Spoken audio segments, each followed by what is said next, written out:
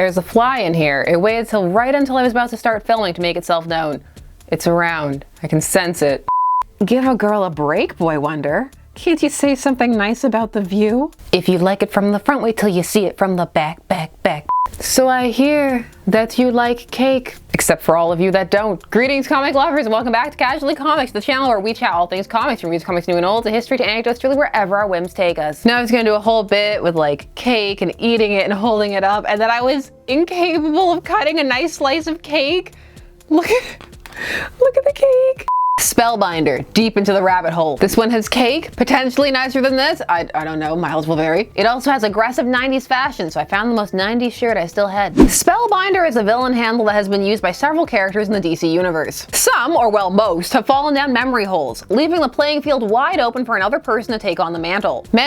Handle, something. This happened after Infinite Frontier in the book Batgirls, which we took a look at. The journey of Spellbinder is a fascinating one. As a base villain, the core concept tends to remain the same, some kind of reality alteration, be it through tech or supernatural means. What changes are the trimmings. The 90s gave the world a female Spellbinder, later to be named Lady Spellbinder, with maximum edge. The original Spellbinder, Delbert Billings, did start off life as a very Silver Agey villain in Detective Comics 358 in 1966. He did not have many appearances, only a handful, and started off life as a villain who induced hallucinations by spinning really fast, like by cartwheeling. I will never not mention that when he comes up, because it's hilarious. He was predominantly used as a Batman villain, and while he did get a significant credibility boost in Superman, moving from spinning things really fast using sonics to influence people, he was still neither overly memorable, costume aside, or taken very seriously. The transfer over to this new Lady Spellbinder is a bit of a dark passing of the torch. It occurs in Detective Comics 691 in 1995 as part of the Underworld Unleashed event. This was a moment where Neron was running around giving certain villains and some heroes the offer of upgraded powers in exchange for their immortal souls. Some people took it, many did not. Fay Moffit was created by Chuck Dixon, Staz Johnson, and Scott Hanna, and enters the DC world as Spellbinder's girlfriend. After years of absence, the original Spellbinder is introduced as a washed-up, kind of lower-tier villain. He does all of these elaborate special effects style things, but they don't usually work. Also, he forces his henchmen to dress like this. Outfits just as disconcerting as his, but at least with one theme. His is still trying to do too many things. Not Fay, though. She wears what she wants. Fay is the one to help her and Delbert get away when Batman and Robin bust into the hideout where they're counting their take. She uses a boombox and turns it up real loud. Batman was unprepared for the rhythm. We don't get a huge sense of Fay before she becomes the new Spellbinder. We see that she's unintimidated by Batman and Robin, and that she's unimpressed with Delbert. He's depicted as a wastrel, just waiting for one big score, but in such a way that's clear that if he got it, he would just spend it all and then they would need another next big score. While hiding out in a motel, their TV gets taken over by Neron.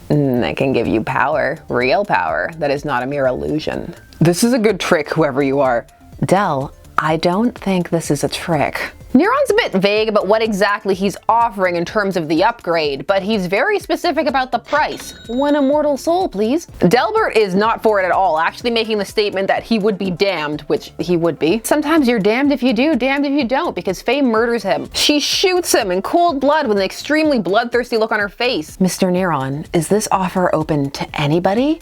Or just Delbert? So you know right away that she's a stone cold killer because she didn't even know if actually getting this was an option, but she killed him anyway. Also, she didn't need to kill him. She could have just asked, hey, I'll do it, but no, dead Delbert. This is meant to establish that unlike Del, she's dangerous. She's gonna go hard. Neron claims it was her he was talking to the whole time. Fay does not opt for taking on a new name. Instead, she takes her ex's moniker. Her reveal is slow. We see her in snippets at first. Her shades, her boots, a sample of her abilities, first as an outsider, so just seeing a reaction. She too is looking for a big score, and she finds one, but it brings her into conflict with Batman and Robin. By the way, I'm the new Spellbinder in town. This costume, it's so many things all at once. It's not just the impractical PPU thong slash bikini bottom because it's going to vacillate and ankle boots. It's crop on crop action, but the crop jacket is attached at the neck. The undercrop is a turtleneck, but it has two fabric lines just jutting out the back, just there next to the ponytail. She has so many unnecessary yoinking hazards. She's gonna get caught on something, and that belt, just think about it, running around with it all the time. The chafe. Props for matching hair to the outfit though. This costume looks like the era it hails from. You can smell the 90s. Batman and Robin are unfazed by a new villain just showing up, taking on the name of another one. Just another night in Gotham. Her abilities mess them up though. A sophisticated illusion. I can still see it with my eyes closed. It's not optical. That's a really scary concept, actually. The idea that you couldn't get away from something even if you closed your eyes, they would still be there. That really could drive you mad. This panel of her walking into an open maw on the wall is pretty neat. Oh, this is a two-parter, by the way. We need 2 parts to establish the new Spellbinder. I'll just have to show you're wasting your time. As the saying goes, what you see is what you get. The cover for 692 is quite good. It ties in very well to what we're going to discover in the issue, and also utilizes the white space from the ending of the previous issue while also creating a stark cover that is eye-catching in its own way. Although, of course, if one isn't a fan of that blockier art style, it's not gonna land. Spellbinder has created an illusion where Batman and Robin can't see anything, only white space. They're in the void. It doubles as an eerie effect and a nice temporary break from drawing a background. I'd advise you guys to slow down. You might hurt yourselves. She's right. Too many unseen obstacles. We're just gonna watch her make a getaway? Give a girl a break, Boy Wonder. Can't you say something nice about the view? Tim can't. I'll try. Nice ponytail. Tim actually just full-on snaps. I'll give you a view, lady. How about Blackgate sound through bars? Oh man, his grammar's gone. The illusion's too strong. She gets away, and Batman is very bothered by this because he can't figure out how she did it. So he contacts Oracle so the two of them can try and figure it out. Oracle is able to discern that Spellbinder is acting on the brain directly, not using any kind of optical illusions like the prior version. But they still think at this point that it could be tech-based. This breakthrough comes as Barbara also realizes that Lady Spellbinder has a radius, so there's a limit to how far her abilities extend. So if one could get outside of her sphere of influence, maybe they could do something, but the question is how to get close enough and not be affected. Spellbinder is getting bored, so she's just using her ability to freak people out as she chills in a penthouse suite. How about new outfits? Oh dear. Oh dear, it's right. Those things clash. The cat's in a field of flowers. I was a mouse. A mouse. A mouse. This was fun for a while. Now I'm bored. I'll see what I can do about that, Spellbinder. She was just chilling in this totally not Disney landscape for fun, but she shifts it to hell for Batman. He may have found the not Bambi-scape more horrifying. On there, now it's a thong. Why is there a chain only on one shoulder though? So Batman's solution to this has been to go full VR. He's wearing some biosuit components and has Tim back in the Batcave as his eyes, and with the ability to manipulate his limbs because he's wearing some gear, just to make sure he doesn't accidentally react to something. Some of this will be transferred over to Spellbinder's appearance in Batman Beyond. Not the control, but the whole aspect of seeing something through the screen that is not there. She's leaving the room. The parallel paneling is pretty cool, with the one showing what Batman is seeing versus the reality of the situation. Same with them intercutting between Batman in position and Tim in position in the Batcave. It's just a few steps and you have me. Or is it? Shake a leg, hero, before I put some real bullets in you. Batman! Oh, now it's a bikini cut again. I need consistency in my cake, please. You don't want your cake to end up like this. Batman takes her down hard, and it turns out that her powers don't work if her eyes are covered. She needs to be able to see and make eye contact for her abilities to work. She's left initially on a hint that she will return. I'll show you things you never dreamed of. I mean, will you? The hallucinations that were shown were pretty typical. Little tame, have to say. One thing that's gonna hinder Spellbinder out the gate is that there is gonna be some confusion in how to convey her abilities. Also, one needs to be very visually and narratively creative to stop her from just being a retread, to get her powers to work in interesting and different ways. Starting here, they act on the brain with a radius, but someone outside of it can see reality, and they don't work if her eyes are covered. But if they're not, anyone is fair game. She's next mentioned in Barbara's Files and Underworld Unleashed Patterns of Fear from 1995, written by Roger Stern, which is an issue detailing, amongst many other character files, Barbara's temptation by Neron. This issue offers her not only the ability to walk again, but to be super powered and to be able to use that against the Joker. You could catch bullets in your teeth. You could eat them if you wished. Can you imagine how the Joker would react to that? Yes. Yes, I can.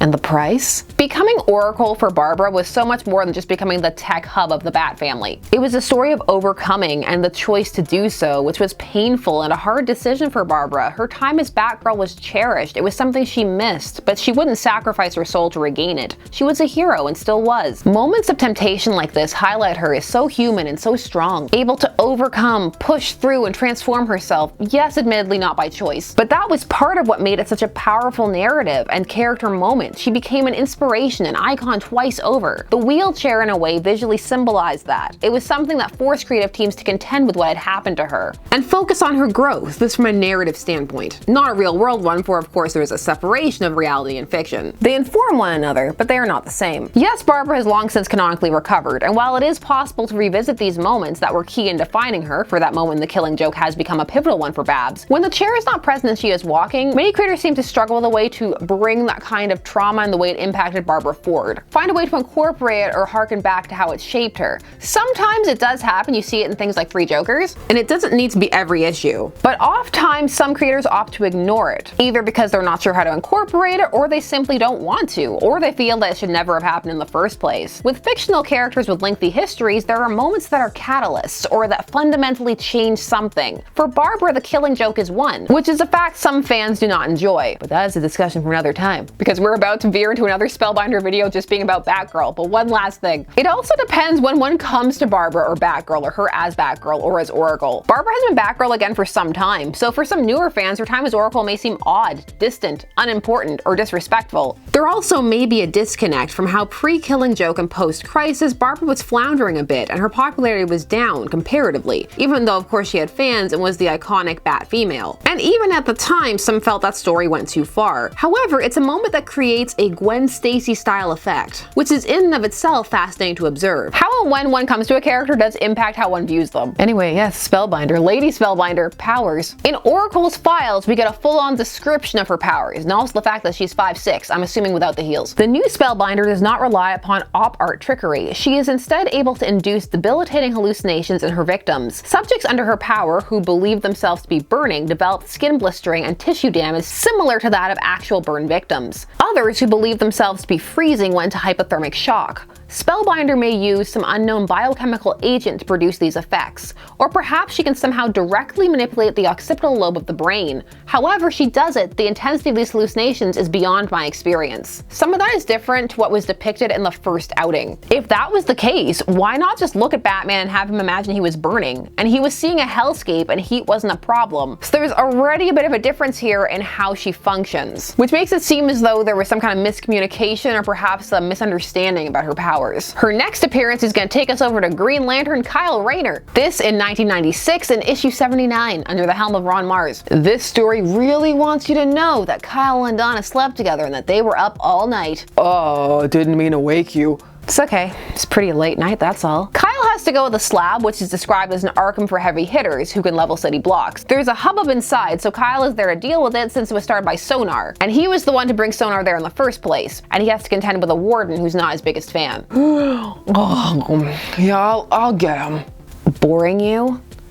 Not all, just didn't get enough sleep last night. Spellbinder appears in this very Conan-inspired image at Sonar's feet, and this is deliberate. Kyle makes a Frank Frazetta reference. For lest you ever forget, Kyle is an artist. The chick doing the Frazetta thing at his feet is Spellbinder. So as we can see here, Spellbinder has her eyes exposed, so access to her powers. But when she does attempt to take on Kyle, he's shielded in some Green Lantern armor construct. But would that protect him if her powers work directly on the occipital lobe of the brain? I don't know, and there's not time to think about it. All we see is that she conjures some kind of net, it doesn't work, and then she's taken out in a panel. She's down for the count. Bye till 1998. Birds of Prey Batgirl, once more by Chuck Dixon. Outside of her initial appearances, here is where Spellbinder is going to have the strongest showing. This entire issue is very trippy, opening with Babs' Batgirl seemingly going through an average crime-fighting night, teaming up with Black Canary. It's a slow burn. It's very rewarding for people who would have been reading canonically at that point. Even jumping back to it, it still is. There's lots of little moments that highlight that something's not right outside of Barbara being able to walk. And there's some really interesting visual cueing of people showing up distorted and the like. There's some deep psychological work done with Babs in this issue that's quite good. The reveal is that Babs was not with Black Canary at all, but with Spellbinder. She'd been pinpointed as Oracle as a source of information, so she'd been targeted for kidnapping, and Spellbinder was the one to do it, using her abilities to try and trick her for information about Batman. But the thing was, she was having a hard time doing it because inside of the illusion, Batgirl was resisting her. This because she still had some anger towards him. And of course, because of her history as Batgirl, could sense in some way that something was off. Spellbinder does not know this. She didn't pick this fantasy because she knows Barbara was Batgirl. It's actually something far more cruel. She picked it specifically because she thought it was something that was out of reach for someone within a wheelchair. Why an invalid like you was so important? I'll never know, but I'm not paid to care. You bought into my illusions because you wanted to. For just a while, you were Batgirl. Pretty absurd fantasy for a cripple, don't you think? This panel of Babs crying, it's so powerful. These things still upset her. Spellbinder has been even more cruel to her than she even knows. But the thing is, Even through all of that, Babs didn't give her the real information. She still retained herself and outwitted her, and she's able to save herself when she's left alone in the warehouse. Babs is a hero through and through, and there are so many moments that reaffirm this, and at the start of her tenure as Oracle, they really worked hard to push those through. There's a great moment in this where she calls herself Batgirl, because while she is Oracle, she is still Batgirl, even if she's not physically doing it. It's a part of who she is. It's a part of her journey. It's a wonderful representation of that duality that doesn't require her to literally do both, which carries a very different energy than her swapping in between both roles. Which, while for some it works, for others it falls a bit into that stereotype that women need to do all things at all times and be everything all the time, constantly. For some, there's something to coming to terms and being okay with something horrific that has happened. A change of something outside of one's control. It's something that some can relate to, showing that while you're different, you're okay. That someone can hurt and change you, but that you can come out stronger at the other end than even you imagined. Again, all a part of one journey. Moving forward, there's a weight to that. Barbara in a wheelchair can serve as a visual manifestation of the concept of a change you have to confront every day, which many can relate to even if their traumas aren't physical. Or finding inspiration in seeing Barbara come to excel in her new role, and still be so multifaceted. Again, it can be and has been called back to with a recovered Barbara, but it's different. There's a different energy to that in a visual medium. People tend to have very strong opinions as to whether or not Babs should or shouldn't be in a wheelchair, because the concept of Oracle is more than just Babs working on a computer. And people come to those thoughts from a variety of positions. It also depends upon how one is examining it, because there is a big difference between looking at something from a storytelling perspective or a reactive or emotive one, or a representational one, or some kind of combination. Stories are crafted, so they require different examination from an analytical as well as emotive standpoint, particularly if one wants to elicit emotions, and that includes seeking to elicit discomfort, an invaluable and oft misunderstood skill. Regardless of how one feels Babs should be, in any form she has more depth than Lady Spellbinder. Spellbinder here is presented as a cruel villain for hire, who, as she herself says, does not care. She enjoys her powers and hurting people. You know, I had time to practice my talents after I was sent away. Used to be I could just create virtual illusions in the optical center of a person's brain. I can access all sensory centers now. So let's finish out that little scene in Arkham, shall we? So here we have an attempt to bring the versions of her powers as presented thus far together. Try and make it make sense in canon, like, oh, she started here and now she's learned how to use them better, she's honed her skills. But she's still not a match for Babs, a hose and a stick. Imagine a cold-hearted witch like you thinking of me as handicapped. I wouldn't trade places with you for a second. You go, Babs. Batman out here needing a whole VR set and Barbara's MacGyver. Way to go, Batgirl. Oh man, did she duct tape Lady Spellbinder's head? That's not coming off easily. This would be Lady Spellbinder's last significant usage. She would later reappear in a couple of arcs. In Birds of Prey, she would be one of the villains seen on a train, with Catwoman and Black Canary having to work their way down a villain train. Is this future state? No, it's not. This train ends up going to Apocalypse. I was gonna assume that those glasses fully block out her eyes, even though they're not drawn like the glasses of the person next to them. Boob windowless power, girl. Boo. Once on Apocalypse, the villains end up being recruited to their cause, because well, at that point, you need all hands on deck. And Spellbinder finds her abilities aren't very effective on the denizens of Apocalypse, because well, nothing she can conjure or imagine is worse than life on Apocalypse. There's the Greg land I know. Look at Spellbinder. At the end of everything, she gets sent back to the slab. Better the slab than this place. Her last significant contributions would be in Joker, Last Laugh. This in 2001. Again, Chuck Dixon. The premise of Joker, Last Laugh was, the Joker discovers that he's dying of a terminal brain tumor, and so he decides to concoct one last laugh. He turns all the other inmates of the slab into Jokerized versions of themselves that he can control. Jokers everywhere, and the Spellbinder is one of those Jokers. Props on the continuity of actually using people who were in the slab at that time. It's a small detail, but it's nice. In the main story, in Joker Last Laugh issue 2, she assaults Nightwing, just adding to that Nightwing assault counter. This is actually where that panel that floats around of Wonder Woman grabbing and kissing Nightwing comes from. Lady Spellbinder conjures a hallucination where Nightwing comes across his fallen friends in the slab, and she convinces him that the reality warping that he's feeling is coming from Batmite. And then she just grabs and kisses him, because everybody thirsty for Nightwing, but nobody wants to respect his personal boundaries and stop assaulting him. Batman, what are you doing? Lady Spellbinder. I posted this panel to see who would remember Lady Spellbinder, and the answer is very few people. For those who did remember, yay! I'm so proud of this community. In the Birds of Prey tie-in issue, 36, she uses a similar technique on Black Canary, minus the kissing. She appears before her manifesting as several heroes come to help in the Jokerized slab. She casts herself as Mary Marvel, only she gets the insignia backwards. But she's still able to knock out Black Canary because she's confused. Lady Spellbinder seems to enjoy being Jokerized, but she seems to just enjoy being bad in general. Here, enjoy this panel where where recovered Black Canary looks like she has double-sided tape on holding up her bathrobe. Lady Spellbinder also appeared briefly in Wonder Woman 174. This was when Cersei was doing this vengeance plot, turning the man of the world into animals. Very mythological. Spellbinder was there helping, cause there was a cool panel of male cheetah, so Hida, holding up Superman like it was the Lion King. We did a whole video on Sebastian Ballesteros, link and card down below. It's a rare day when you get to bring up the male cheetah. Spellbinder died during Infinite Crisis in issue 7 in the Battle of Metropolis. You see it briefly on panel. She's dying with some spellcasters. Gone! And according to that community post, mostly forgotten. After Infinite Crisis, and then years later in the New 52, that's post the line-wide reboot, there would be a new Spellbinder. Victor something, his name eludes me at the moment, it was with Constantine. And then again, there would be a new Spellbinder post Infinite Frontier, Charles Dante. Infinite Spellbinders. So that is the tale of Lady Spellbinder. She's not that memorable. Chuck Dixon seemed to have liked her. He certainly used her the most and gave her the strongest personality. She was almost full prop in Green Lantern. She works decently as an occasional threat, but costume aside, she's not all that interesting. The way she can get inside people's heads and the level of illusion is disconcerting, but since she has no real connection to any hero, it really becomes a trick to be pulled out. Since past the initial appearance, her powers tend to be utilized the same way each time. Contrast that to, say, Batman Beyond Spellbinder, where with each appearance there was a new twist to how he applied the tech. Making her powers supernatural based doesn't really do much for the character, and her personality is just kind of base generic cruel. She does lead to some strong moments for Babs, but not ones that couldn't have necessarily been achieved with another character. For example, the Mad Hatter messes with your mind too, so is Scarecrow, just to name a couple off the top of my head. It's a good name and a cool concept though, so one can see why people keep trying to rework it and bring it back. There were some intriguing kernels laid in this iteration, like the limits of her abilities being in a way her own imagination. Could she create something credible enough and maintain the illusion? For a while they flirted with the idea that using her abilities too much would give her headaches, but that was a brief mention and not revisited. Her powers are very much used in broad strokes. The issue with Kyle though, it sparked a kernel.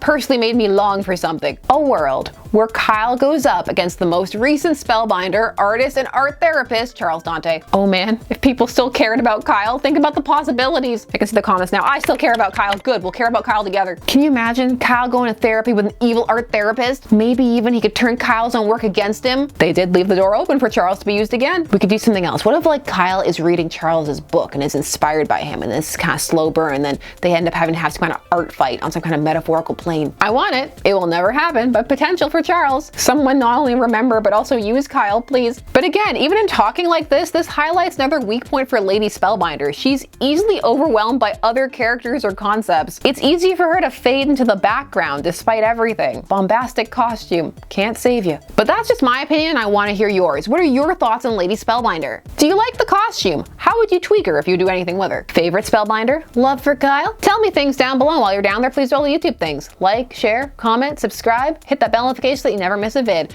Thanks so much for spending this part of your day spent discussing comics, and we always appreciate it. I will see you again soon. Bye-bye. I kind of froze there for a minute because I was like, should I eat some of the cake on camera? I was really thinking about that. That's where my headspace was, just to prove that it's like a real cake. I don't know why anybody would think it was a fake cake, but I can see that being a thing. Like, see, it's fake nerd girl with fake cake. I don't know. I'm gonna eat some of this cake. It's not gonna be weird though. If it's weird, if it's weird, then I'll mute the volume. It was a real cake. Bye.